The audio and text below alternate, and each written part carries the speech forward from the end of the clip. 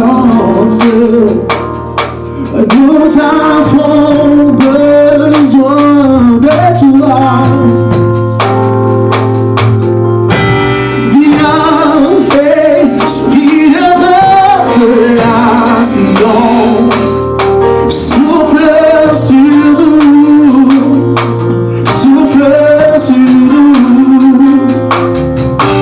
Viens, esprit de révélation, envahis-nous, envahis-nous. Viens, viens, viens, esprit de révélation, souffle sur nous, souffle sur nous. Viens, viens, viens, viens, viens, esprit de révélation, envahis-nous, envahis-nous. Alléluia.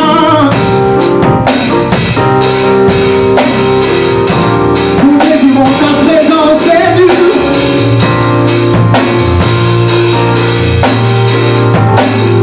Seigneur, nous désirons ta présence. Yeah, yeah, yeah.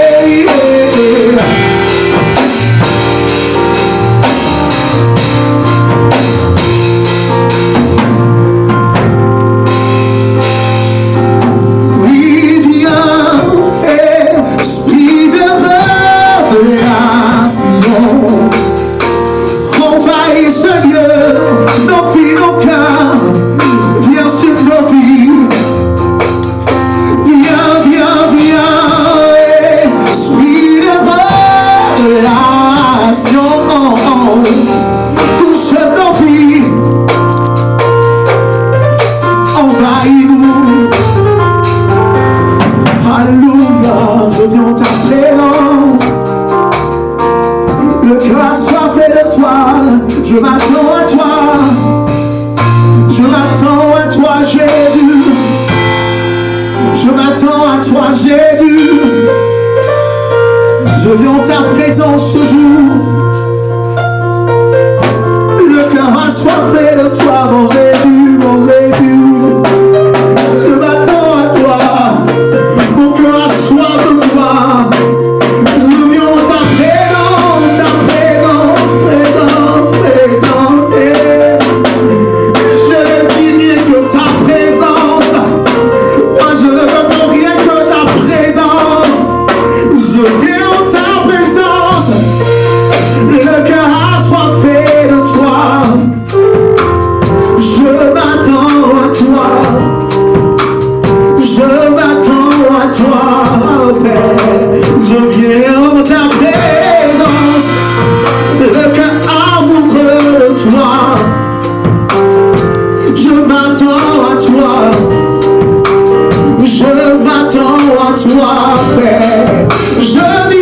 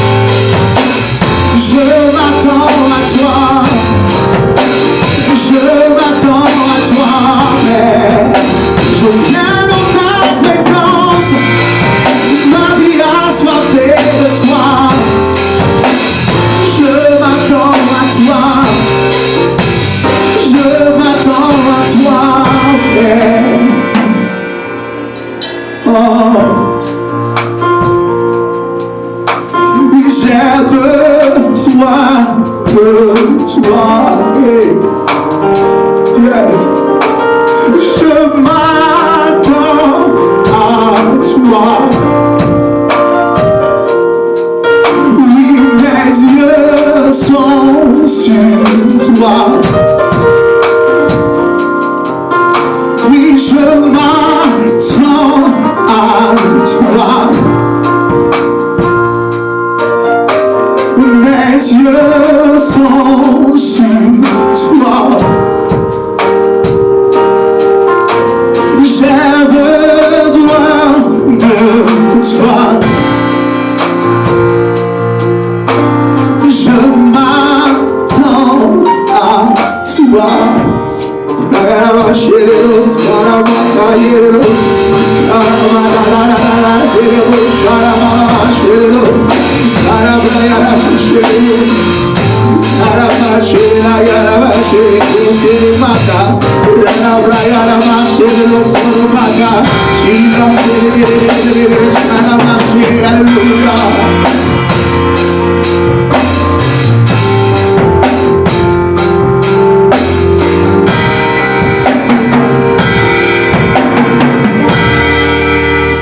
J'ai besoin de toi, de toi seul. J'ai besoin de toi.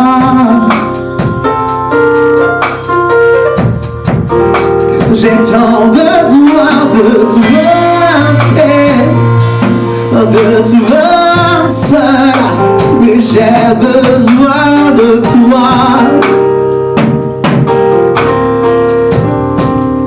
J'ai tant besoin de toi, de toi seul. J'ai besoin de toi. En ce moment, j'ai besoin de toi, de toi seul. J'ai besoin de toi. J'ai besoin de toi. J'ai besoin de toi, seul. J'ai besoin de toi. J'ai tant besoin de toi, seul. J'ai besoin de toi. Alléluia.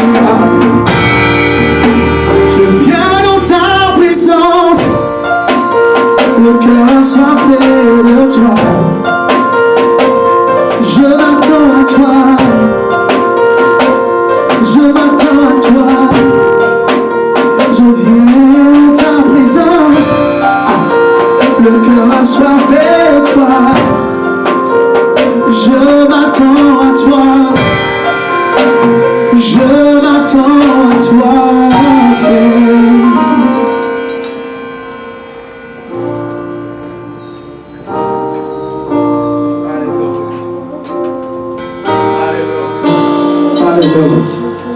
Seigneur, tu es élevé de nos vies. We will Sana, oh, we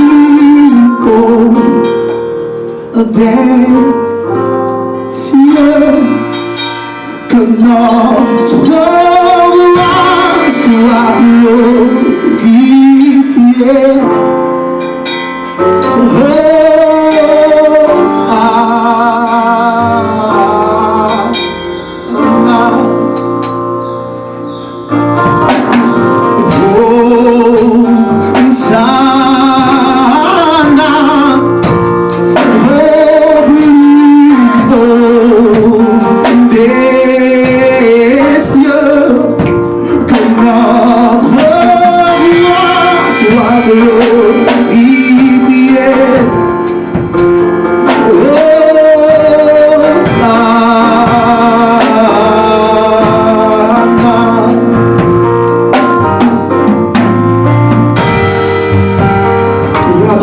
Avec un instrument, alléluia. Hosanna Jésus, Hosanna Jésus, Hosanna Jésus, Hosanna Jésus, Hosanna Jésus, Hosanna Jésus. Nous voulons te célébrer, Seigneur, te dire Hosanna Hosanna. Avec un instrument, on peut dire Hosanna.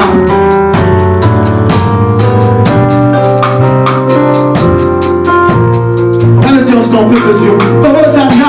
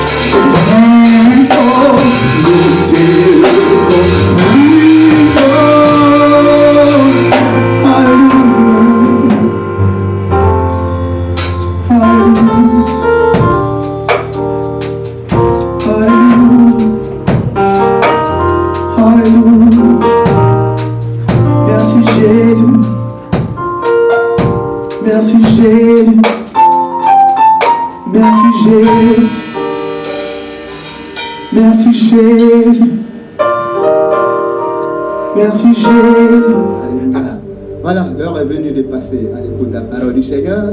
Il est dit dans le livre de Proverbes, chapitre 1, verset 32 à 33, « Car la résistance des stupides les tue, et la sécurité des insensés les perd.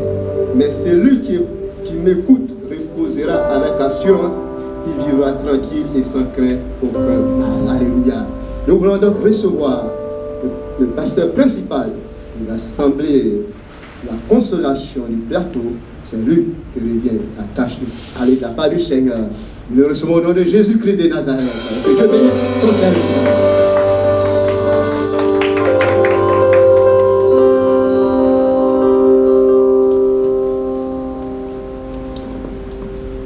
Gloire au Seigneur. Nous voulons vous dire bonjour dans le nom de notre Seigneur et Sauveur Jésus. C'est une grâce qui nous permet de vivre.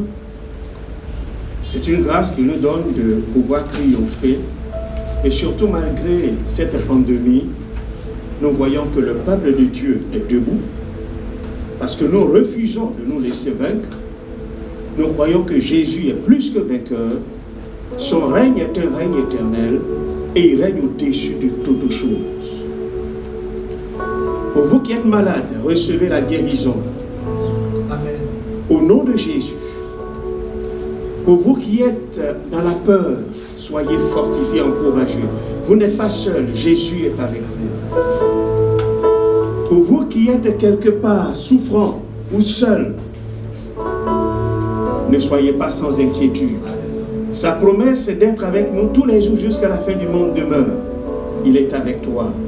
Et au moment où je suis en train de parler, tu reçois la guérison dans le nom de Jésus. Le Seigneur te permettra de te relever. Il te permettra de sortir vainqueur. À lui soit la gloire. Amen.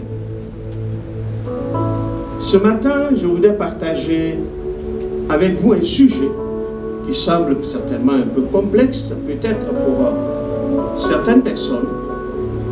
Mais dans notre développement, nous essaierons de faire un effort de nous comprendre. Je voudrais donc, sans plus tarder, vous inviter à prendre vos Bibles. Nous allons prendre Genèse chapitre 32. Nous ne lirons pas tout le passage. Nous croyons que vous connaissez ce passage déjà depuis longtemps, même depuis l'écotime. Plusieurs ont donc vu cette histoire, l'histoire de Jacob qui a combattu avec l'ange et comment il a pu en sortir vainqueur. Lisons s'il vous plaît. Genèse chapitre 32 à partir du verset 1er. Je lis. Jacob poursuivit son chemin et des anges de Dieu le rencontrèrent. En le voyant, Jacob dit, c'est le camp de Dieu. Il donna à ce lieu le nom de Manaïm.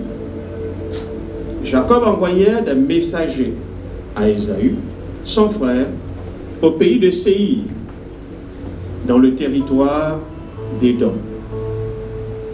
Il leur donna cet ordre. Voici ce que vous direz à mon seigneur Ésaü. Ainsi parle ton serviteur Jacob. J'ai séjourné chez Laban et j'y suis resté jusqu'à présent. J'ai des bœufs, des ânes, des brebis, des serviteurs et des servantes.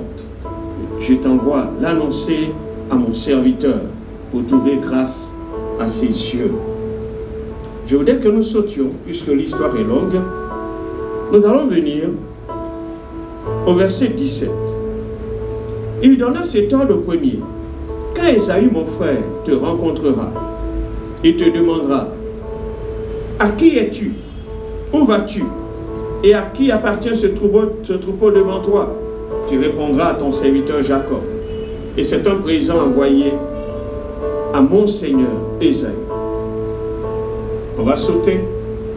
Venons au verset 22. Il est dit ceci. Il se leva la même nuit. Il prit ses 2 femmes, ses 2 servantes et ses 11 enfants et passa le gué du Jabbok.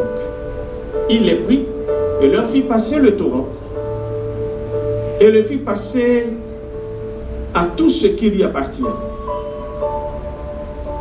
Jacob demeura seul. Alors, un homme lutta avec lui jusqu'au lever de l'aurore. Voyant qu'il ne pouvait le vaincre, cet homme le frappa à l'emboîture de la hanche. Et l'emboîture de la hanche de Jacob se démit pendant qu'il luttait avec lui. Et il dit, laisse-moi aller, car l'aurore se lève. Et Jacob répondit, je ne te laisserai point aller, que tu ne m'aies béni. Il lui dit encore, laisse-moi aller, car l'aurore se lève. Jacob répondit, je ne te laisserai point aller que tu m'aies béni. Il lui dit, quel est ton nom? Il répondit, Jacob. Il dit encore, ton nom ne sera plus Jacob, mais tu seras appelé Israël, car tu as lutté avec Dieu et avec les hommes, et tu as été vainqueur. Amen. Nous te bénissons, Seigneur, en ce matin pour ta parole et te demandons de nous conduire en nous faisant du bien. Que l'honneur et la gloire te reviennent. Amen. Nous venons de faire une lecture d'une histoire qui s'est déroulée. Vous connaissez l'histoire de Jacob et Ésaü, son frère. Comment, après avoir trompé son frère et puis la bénédiction avec l'aide de sa mère, il va fuir pour aller chez son oncle, chez Laban. Et c'est là-bas qu'il va donc vivre. Il va connaître un moment de difficulté employé par son oncle. Il va avoir des moments de difficulté entre eux. Laban va le tromper, lui à son tour tromper Laban. Et ainsi de suite, il finira par avoir un bétail, mais aussi sous la direction du Seigneur, cet homme va pouvoir trouver la femme de sa vie après avoir été trompé avec Léa et finira par marier Rachel. À un moment donné donc, Dieu lui demande de retourner sur le territoire de Canaan.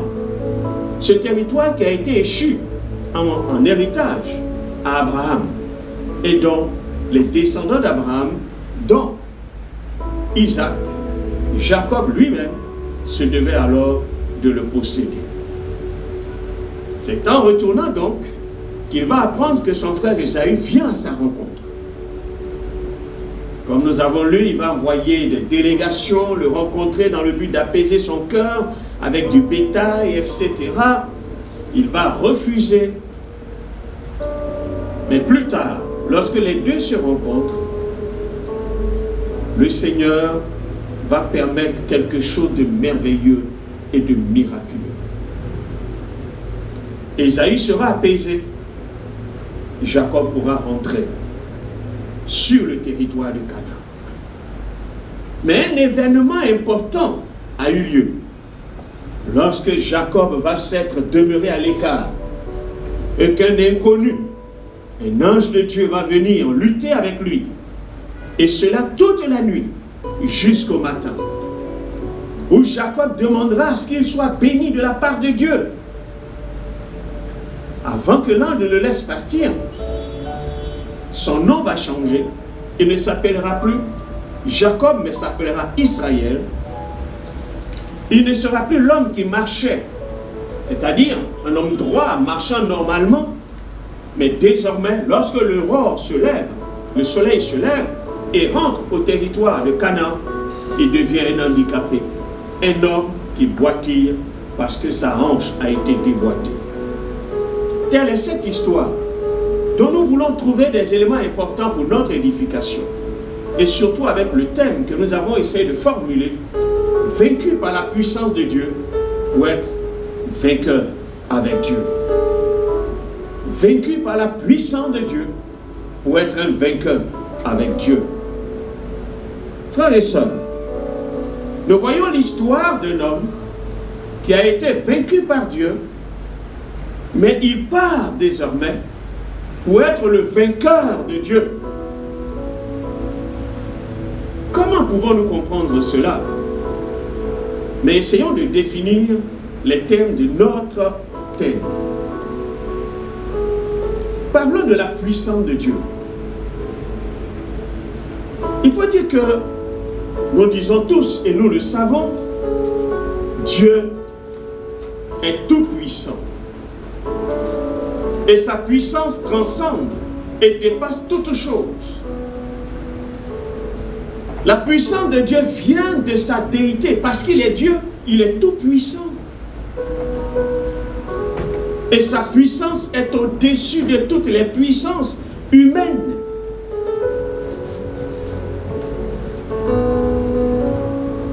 Dieu est tout puissant, c'est vrai.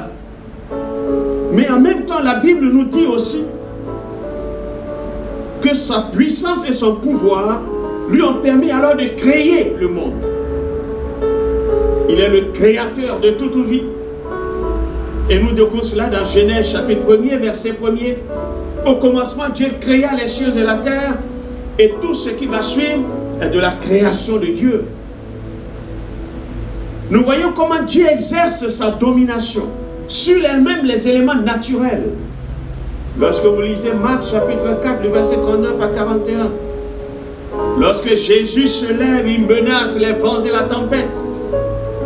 Silence, tais-toi. Nous voyons l'autorité de Dieu lorsque cela s'impose aux démons. Jésus chasse les démons. Lisez Marc chapitre 6, le verset 7.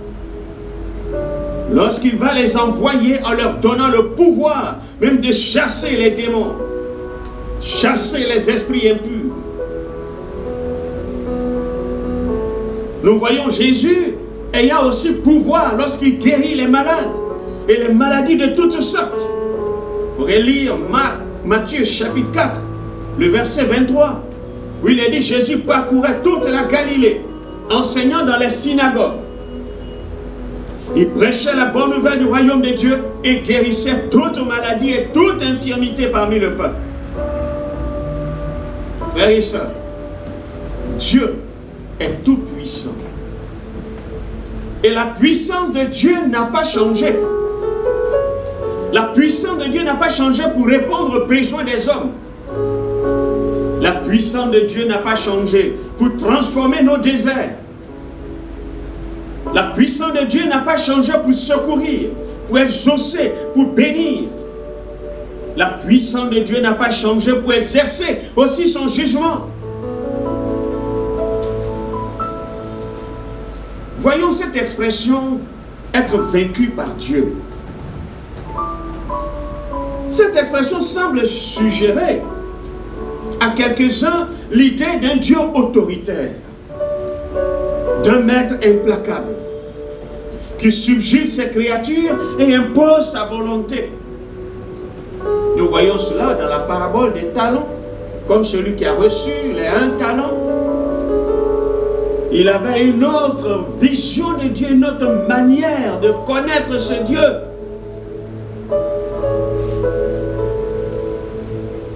Il faut dire que parfois, l'image de ce Dieu autoritaire est une fausse idée fabriquée de toutes pièces par Satan, afin que l'on puisse avoir une fausse conception de Dieu. Et même parfois, cette conception, nous l'avons reçue et même conservée d'un père tyran et autoritaire pendant les années de notre enfance. Et nous croyons que, comme Dieu est père de tout ce qui existe, dans notre relation avec lui, nous pensons qu'il est aussi tyran et autoritaire. Être vaincu par Dieu signifie que nous avons vu Dieu et que désormais nous nous abandonnons totalement à lui, non par crainte ou même par devoir, mais par amour, en réponse à ces preuves d'amour manifestées envers nous. Et nous disons que c'est là même le secret de la vie chrétienne victorieuse. Car nous n'aimons pas Dieu de tout notre cœur et toute chose au-dessus. Si nous n'avons pas été vaincus par Dieu, alors il manquera quelque chose dans notre vie chrétienne. Que pouvons-nous dire? C'est dans la mesure où nous sommes placés sous l'autorité de Dieu. C'est dans cette mesure que, ayant été au préalable vaincu dans nos convictions, dans notre philosophie erronée de sa personne, et même dans notre rébellion à l'autorité de Dieu, car le péché c'est transgresser la loi de Dieu, c'est ayant été vaincu que Dieu peut nous utiliser pour impacter. Frères et sœurs, je vous entraînerai certainement à travers l'exemple de quelques personnes, certaines personnes dans la Bible, à travers leur expérience, comment ils ont été vaincus par Dieu pour être des vainqueurs de Dieu.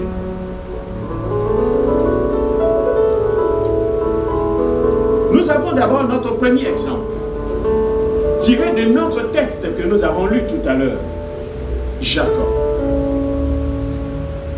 À travers l'histoire de Jacob, nous voyons l'homme vaincu par la puissance de Dieu dans son combat avec Dieu lui-même, afin d'être utilisé comme vainqueur de Dieu. Toute l'histoire de Jacob, lorsqu'on arrive à la parcourir, nous voyons certainement le trompeur, le voleur, mais il fallait à un moment donné, au moment où il rentre dans le pays promis, qu'il soit confronté à ce qu'il a été. Il a trompé Jacob, du moins Ésaü. Il devait donc être en face de l'acte qu'il avait commis. Il venait d'être en face avec Laban, qu'il a poursuivi. Il finissait avec Laban, il rencontrait Ésaü. Jacob était en train de rencontrer son passé. Il devait lutter avec son passé. Il était donc en conflit avec sa propre personnalité. C'est pourquoi il a envoyé des trésors pour chercher à calmer Ésaü. Les propres actes de son passé étaient en train de le rattraper. C'est en ce moment-là que Dieu entre en scène. Mais tandis qu'un combat va s'engager, lui, il pense à une bénédiction. Tandis que Jacob poursuit la bénédiction divine, Dieu poursuivait l'homme Jacob pour le vaincre. Parce que Dieu voulait le vaincre. Il voulait vaincre l'homme au caractère mauvais, l'homme trompeur, l'homme voleur. Dieu voulait le vaincre.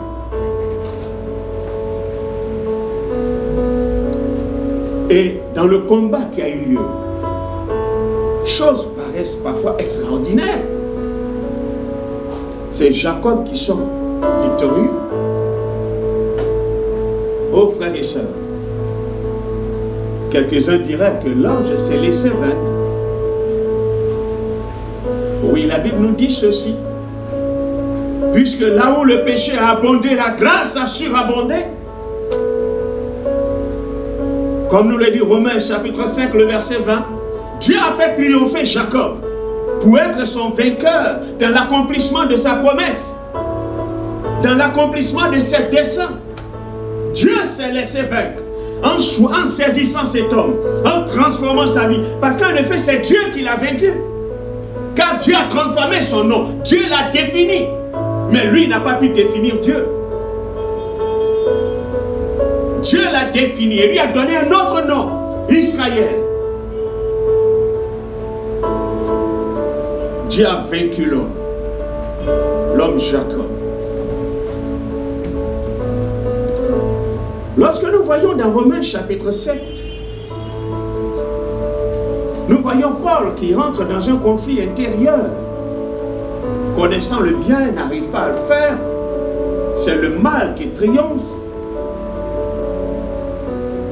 Mais à partir du verset 24 et 25, il bénit Dieu qu'il a vaincu par sa grâce. Car en effet, Dieu a vaincu Paul par sa grâce. Car de même, là où le péché a abondé, la grâce va surabonder pour le vaincre. En rétablissant sur Paul les droits de Dieu, pour ensuite faire de lui son vainqueur. Paul est devenu le vainqueur de Dieu. Sur terre, sur mer, dans les villes, dans les contrées, dans les prisons et dans les chaînes, il a prêché pour que soit formée chez les païens cette église que ni la mort et le séjour des morts ne peuvent maintenir.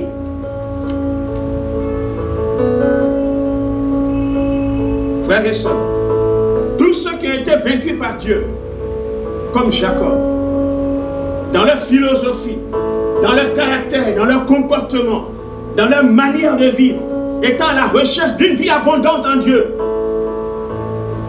Mais lorsque Dieu arrive à les vaincre, il manifeste une vie transformée, comme Jacob qui boite. Il se réveille le matin et rentre dans une autre vie, une autre dimension de vie, car le jour s'est levé. Il y avait donc un passé de Jacob et maintenant un autre présent. Ce qu'il avait connu la veille, avant l'aurore, il avait vu un Jacob certainement normal, ne boitillant pas. Mais maintenant on voit un autre Jacob, affaibli certainement parce qu'il boitille, mais la puissance de Dieu manifeste en un tel homme pour la réalisation et l'accomplissement de ses desseins. Jacob ne fut plus le même personnage, tel que les autres l'avaient connu, mais c'était le champion de Dieu. C'était le vainqueur de Dieu, qui entrait dans le territoire de Canaan, afin que le plan de Dieu s'accomplisse. Voyons le deuxième exemple. La personne de Jonas. Si vous lisez le livre de Jonas, ce sont aussi des histoires que nous connaissons depuis l'école du dimanche.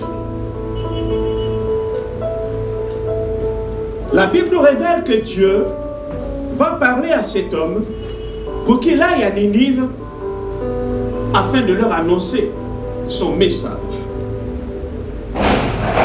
Quand vous lisez Jonas chapitre 1er, le verset 1 au verset 2, nous révèle que Jonas connaissait donc la volonté de Dieu, puisque Dieu l'envoie pour un but. Il connaissait donc ce que Dieu voulait.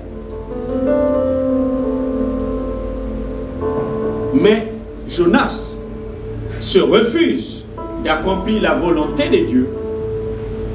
Il va fuir pour aller à Tarsis. Frères et sœurs, je dirais dans un premier temps que vous qui connaissez la volonté de Dieu pour vous, ou la volonté de Dieu accomplie pour le bien de l'œuvre de Dieu, et même je dirais pour le bien de votre nation, et qui refusez de l'accomplir, Dieu vous poursuivra. Il vous poursuivra par sa puissance. Il vous poursuivra par sa main toute puissante. Il vous poursuivra par son autorité jusqu'à arriver à vous vaincre. Vous vaincre dans votre conviction, dans vos convictions, dans votre rébellion, dans votre refus d'obéir à la volonté de Dieu. Jusqu'à ce que vous vous laissiez persuader. Il vous poursuivra. Il y a eu des moments où des personnes, même chrétiennes, se sont dit, pourquoi ne pas retourner dans le monde? Comme Tarsis. Oui, c'est un lieu où il faut aller se réfugier. Au milieu d'un monde sans Dieu.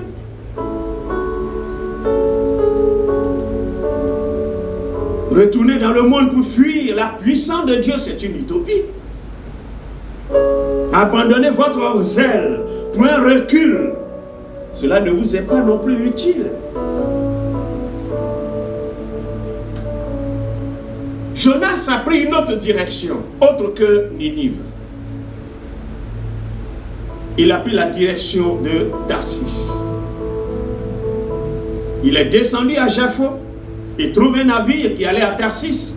Il paye alors le prix du transport. Il se fait embarquer parmi les passagers pour fuir loin de la face de Dieu. Il a pris une autre direction.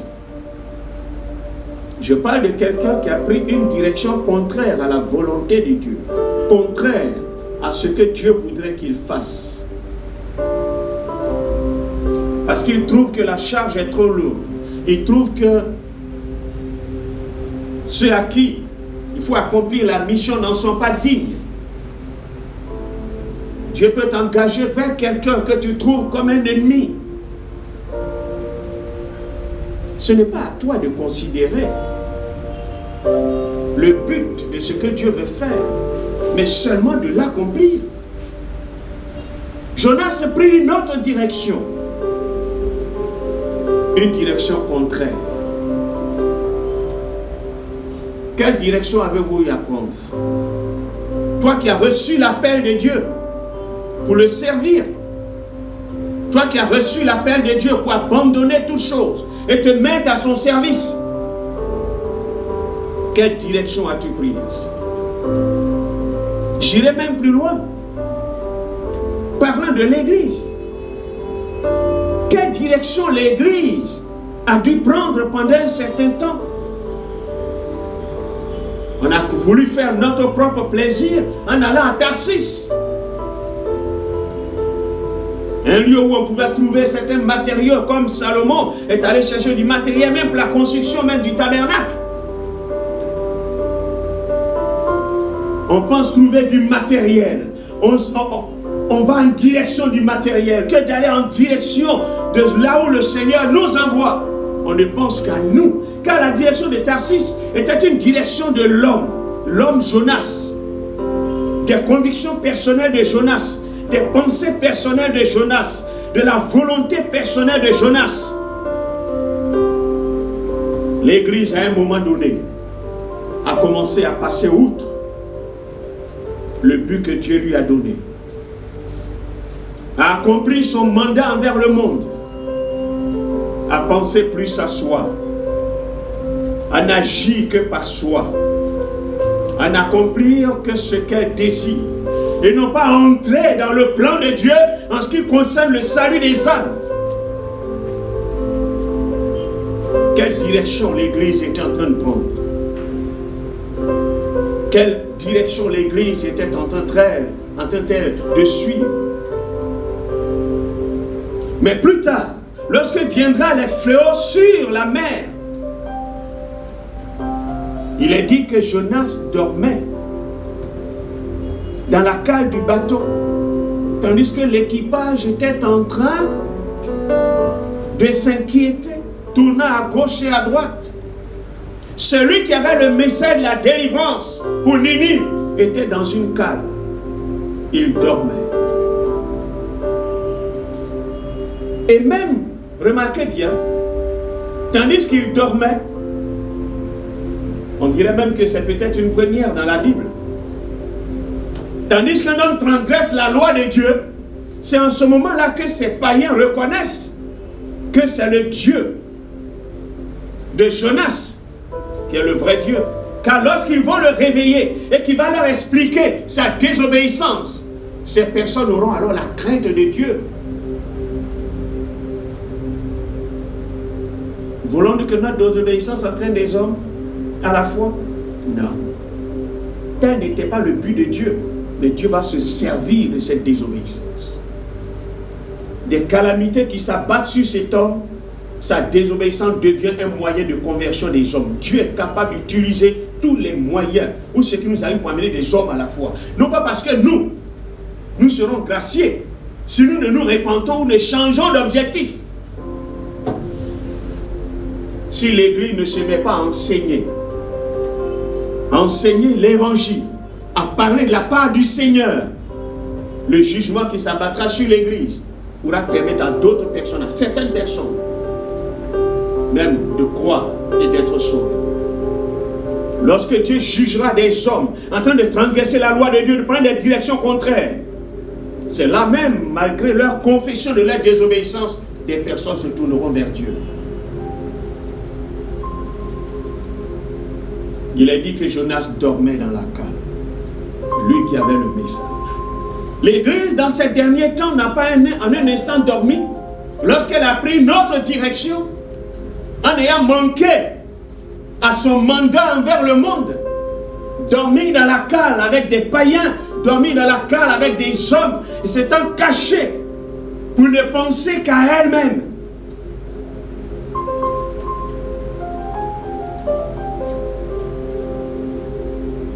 Frères et sœurs, lorsque Jonas se lèvera, sa décision est qu'on le jette à la mer, afin que lui, mourant, le but de Dieu ait échoué.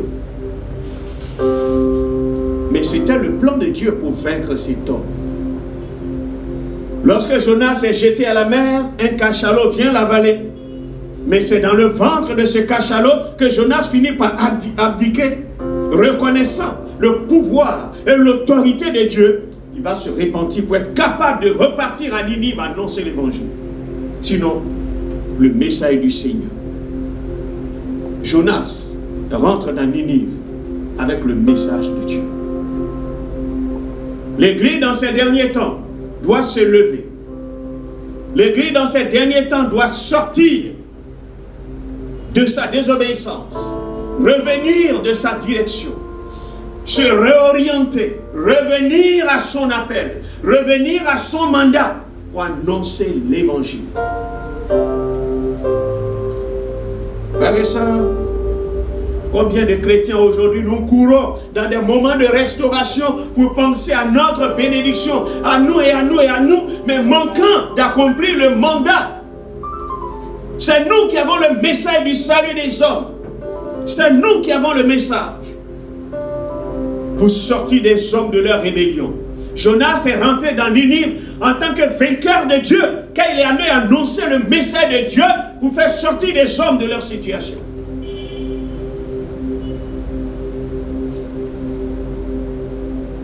Frères et sœurs, parlons d'un autre personnage, Abraham. À travers Abraham, nous voyons l'homme vaincu par la puissance de Dieu lorsqu'il avait plein d'espoir pour être vainqueur avec Dieu. Je dis bien, nous voyons en Abraham l'homme vaincu par la puissance de Dieu lorsqu'il avait plein d'espoir pour être vainqueur avec Dieu. Que voulons-nous dire? Lorsque vous lisez Genèse chapitre 12, à partir du verset 1er, nous voyons là Dieu entre en contact avec Abraham. Dieu l'envoie dans le territoire de Canaan, lui demandant de quitter la Chaldée afin d'aller dans un pays qui lui montrera. Et en même temps, il lui fait sa promesse de bénédiction. Quand vous lisez, Abraham dut renoncer donc à la vie confortable et facile, dure en Chaldée, pour devenir nomade, errant à la recherche d'une terre que Dieu lui avait promise. Une terre que Dieu lui avait promise, mais qu'il n'avait jamais possédée. Jusqu'à sa mort. Sa postérité, lui, avait prédit le Très-Haut serait un jour plus nombreux que le sable de la mer ou les étoiles du ciel. Abraham n'avait vu seulement que le début lorsqu'il vit la naissance d'Isaac. À part Isaac, il n'en vit rien du reste. Il dut même se préparer à offrir Isaac même en sacrifice. C'est ce même Dieu qui intervient in extremis et va lui rendre son fils, Isaac. Dieu faisant sortir Abraham de sa vie confortable, il le conduit dans une vie errante pour le vaincre. En faisant errer l'homme Abraham dans ce désert, Dieu déployait sa puissance à chaque étape pour le vaincre. Car il y avait des choses à enlever dans la vie de cet homme. Il fallait que Dieu brise des choses. Il fallait que Dieu lui arrache certaines choses. Il y a un domaine certainement particulier de sa vie que Dieu voulait vaincre, afin qu'il soit le canal de la manifestation de la puissance de Dieu. Abraham se devait de comprendre qu'au cœur de l'espoir ou au centre de la promesse, ce n'était pas lui. Ce n'était pas non plus la promesse, mais c'était Dieu qui était au centre de la promesse. Et Dieu avait plus d'importance que le don qu'il lui faisait. Abraham était à l'école de Dieu et Dieu était en train de le vaincre. Dieu lui permet de comprendre qu'il est plus important que le don. Cependant, Abraham a connu une dimension de vie très supérieure. Une relation plus intime avec Dieu. Il fut appelé l'ami de Dieu. Et il fut appelé l'ami de Dieu par Dieu lui-même. Car c'est Dieu qui le choisit comme ami. Vous comprenez comment cet homme sorti de Ur, Dieu va le façonner pour qu'il soit désormais le père de la foi.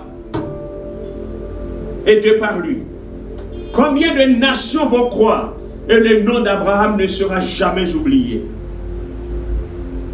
Au moment où il était plein d'espoir dans son pays, dans le lieu de sa naissance, Dieu le fait sortir pour que désormais il soit son vainqueur. Le nom de Dieu est désormais lié au nom d'Abraham. Le Dieu d'Abraham. Tel est cet homme qui fut vainqueur et a démontré sa foi en différentes occasions. Peux-tu être l'ami de Dieu? Peux-tu être appelé ami de Dieu? Mais l'ami de Dieu, il a fait chemin avec lui. Dieu a façonné cet homme.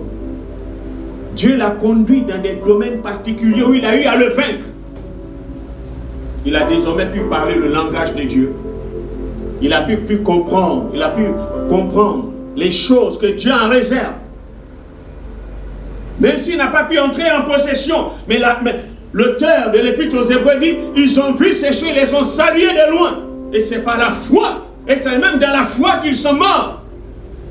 Ils ont été des vainqueurs, des héros de la foi. Voyons le dernier personnage. La personne de Job. À travers Job, nous verrons l'homme vaincu par la puissance de Dieu. Au moment où il croyait être béni de Dieu pour être vainqueur avec Dieu. J'ai dit bien, voyons l'homme vaincu par la puissance de Dieu au moment où il croyait que Dieu était en train de le bénir, c'est là que Dieu vient le vaincre pour qu'il soit vainqueur avec Dieu. Dieu vient le vaincre au milieu de la bénédiction.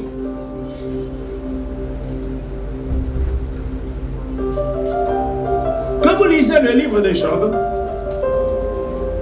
le nom du Tout-Puissant El Shaddai est la caractéristique du livre de Job. Le Tout-Puissant. Et vous verrez que la main du Tout-Puissant va s'appesantir sur l'homme Job. L'homme le plus intègre de son époque. Non pas pour le juger, mais pour le purifier en vue d'une vie plus fructueuse. C'était pour le purifier, non pas pour le juger. Quand vous lisez Job, chapitre 5, verset 17 au verset 25, vous comprenez que Dieu n'avait pas un objectif de juger Job. Mais c'était pour l'amener à une dimension de vie plus fructueuse. C'est pourquoi, pour l'amener à cette dimension de vie plus fructueuse, il fallait que Dieu arrive à le vaincre. Lorsque Dieu interpelle Satan en lui montrant Job, Dieu avait un objectif. C'est comme pour chicoter votre enfant. Vous allez couper une chicote. Vous venez, vous tapez l'enfant, mais après vous brisez la chicote pour la jeter. Dieu voulait atteindre un objectif. Il laisse libre occasion à Satan d'intervenir. Pourtant, lui, il pensait qu'il devait détruire l'homme Job. En fait, c'est comme un élève dans une salle d'examen où son professeur se dit, voici mon meilleur élève. Et puis, on va prendre quelqu'un qu'on dit que cette personne ne collabore pas avec ce professeur, ou sont parfois en compétition, pour qu'il vienne donner un test à l'élève de ce professeur. Comprenez-vous? Quel genre d'exercice, quel genre d'épreuve ne va-t-il pas aller chercher dans le but de caler l'élève de son collègue? C'est ce que fit Satan. Mais Dieu, lui, il avait un objectif. En permettant à Satan d'intervenir, il a permis à ce que Job soit vaincu par sa puissance. En fait, son autorité. Car c'est lui qui a autorisé Satan, il lui a donné le droit d'agir. C'est pourquoi nous disons que Job est vaincu par la puissance de Dieu. Job va passer des temps de maladie, temps de destruction de ses biens. Il va pratiquement presque tout perdre. Lui-même, son corps sera plein d'ulcères. Il va connaître des moments de douleur et de souffrance. Mais cependant, il est dit que vaincu, Job va découvrir ce qui lui manquait dans sa communion avec Dieu.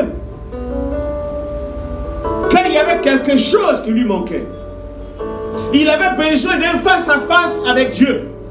Il avait vécu sa vie en mettant en pratique ses commandements, c'est vrai.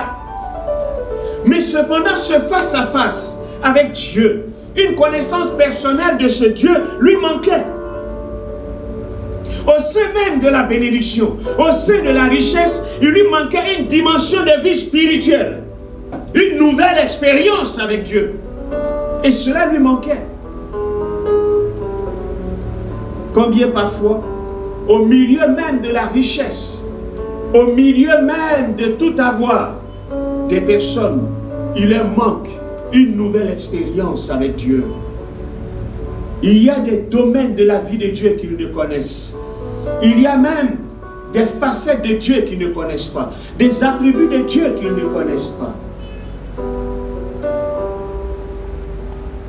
Frères et sœurs, je dirais même qu'à un moment donné, de la vie parfois de certains hommes, lorsque fuse la richesse, lorsque va fuser des biens matériels, ou l'abondance, combien sont ceux qui entrent dans cette relation personnelle avec Dieu?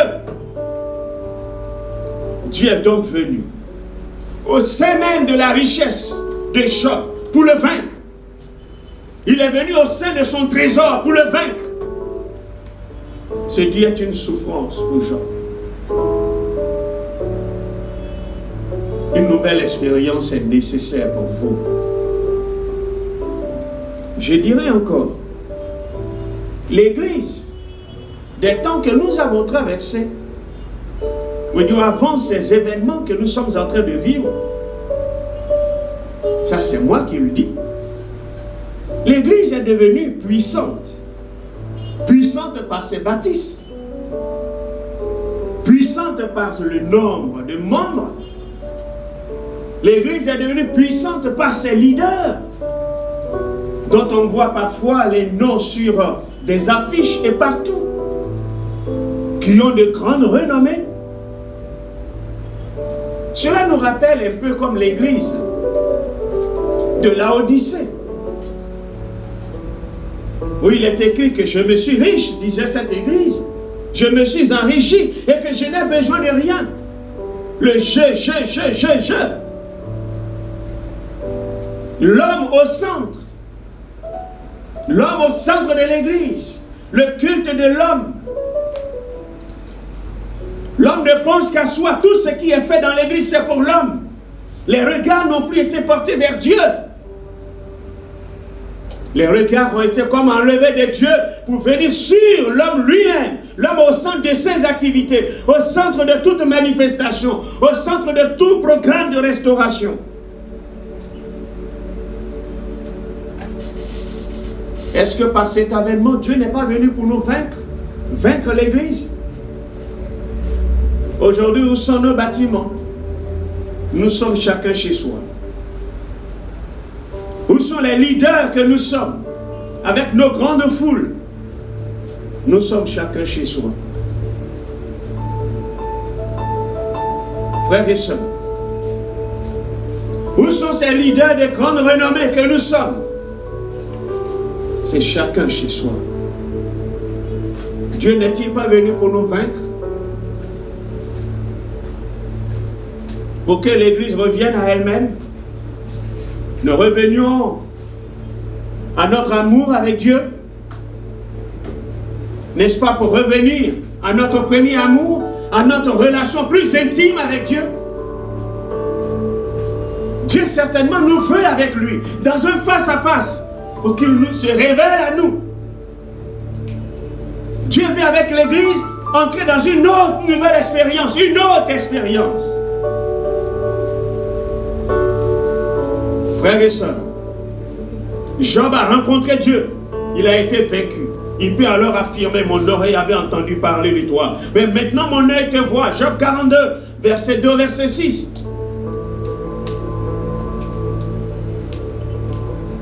Job, je dirais, a été dans le combat contre Satan, le vainqueur de Dieu.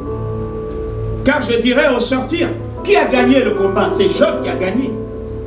Job a été le vainqueur de Dieu. Je vous dis, frères et sœurs, dans cette nouvelle expérience que nous sommes en train de passer, où cette pandémie nous permet de rester à la maison, confinés, de prier, chercher la face de Dieu, Dieu se révélera à son peuple. Dieu montrera de nouvelles voies. Dieu nous ramènera à notre premier amour, au mandat de l'Église, qui est une édification envers elle-même. Car dans nos maisons, nous lirons la parole de Dieu, nous édifier, nous construire. Oh frères et sœurs, car l'Église en a besoin, chaque chrétien en a besoin. Revenir à la parole de Dieu.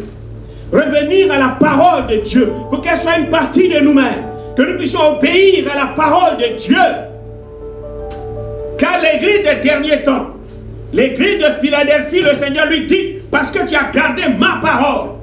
C'est une Église qui garde la parole de Dieu. Or cette Église, c'est celle d'aujourd'hui. Chacun de nous sera attaché à cette parole. Méditer la parole, comme l'Église des catacombes d'autrefois. Les gens méditaient la parole de Dieu, connaissaient les versets par cœur et même des chapitres par cœur.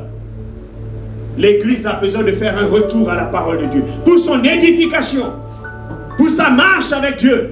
Car l'Église triomphante, c'est l'Église qui connaît la parole de Dieu, qui pratique la parole de Dieu.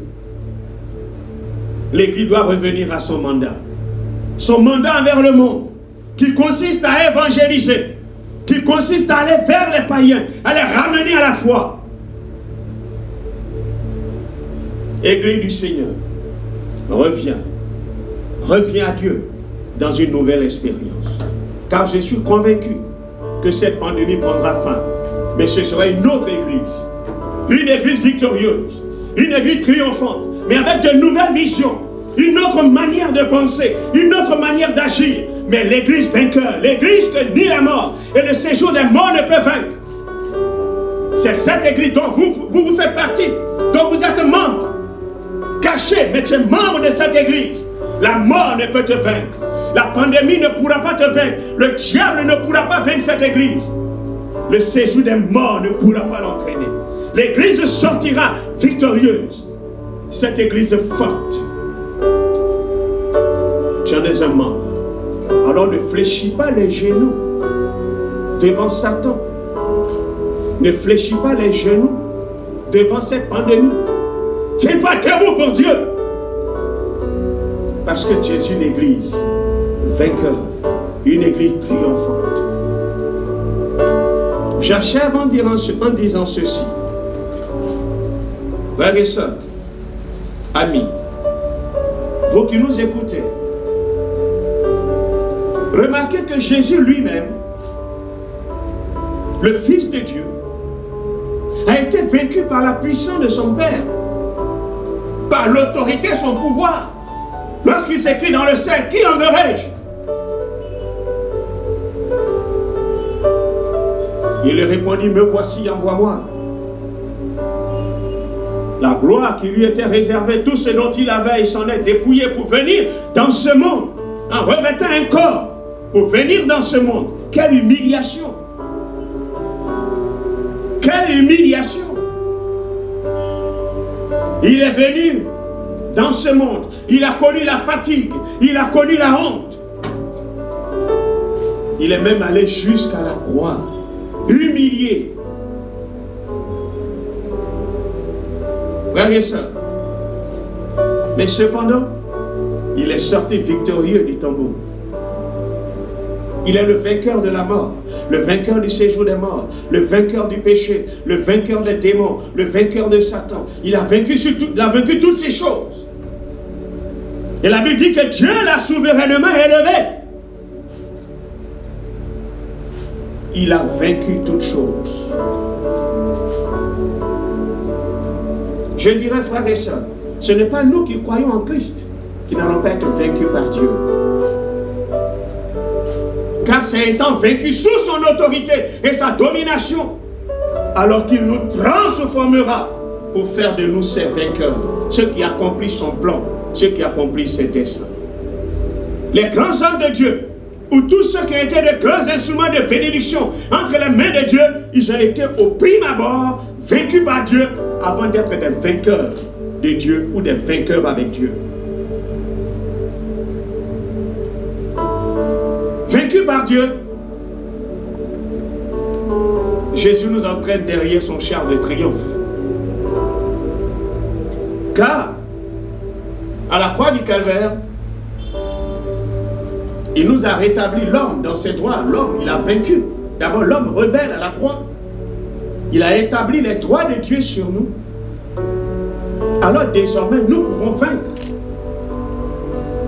Parce qu'il nous a rétablis dans nos droits. Il nous a d'abord vaincus et nous a rétablis dans nos droits. Et faire de nous des vainqueurs de Dieu et des vainqueurs pour Dieu. Si nous faisons partie de son butin de guerre et que nous faisons partie de son triomphe, mais nous faisons partie de ceux qui sont capables de vaincre pour lui. C'est vaincu par Dieu que nous allons répandre partout et en tout lieu l'odeur de sa connaissance. Or, ceux qui sont capables de répandre l'odeur de sa connaissance, c'est ceux qui ont été vaincus par lui. Et vaincus par lui, ils ne peuvent qu'alors être ses vainqueurs. Et en allant partout, pour vaincre pour Christ, vaincre tout ce qui se présentera au-devant de nous. Comme il a dit à ses disciples, il les a pris avec lui et leur a donné le pouvoir ensuite de partir et faire d'eux des vainqueurs. Tels nous sommes et telle doit être l'Église. Que Dieu nous bénisse. Amen.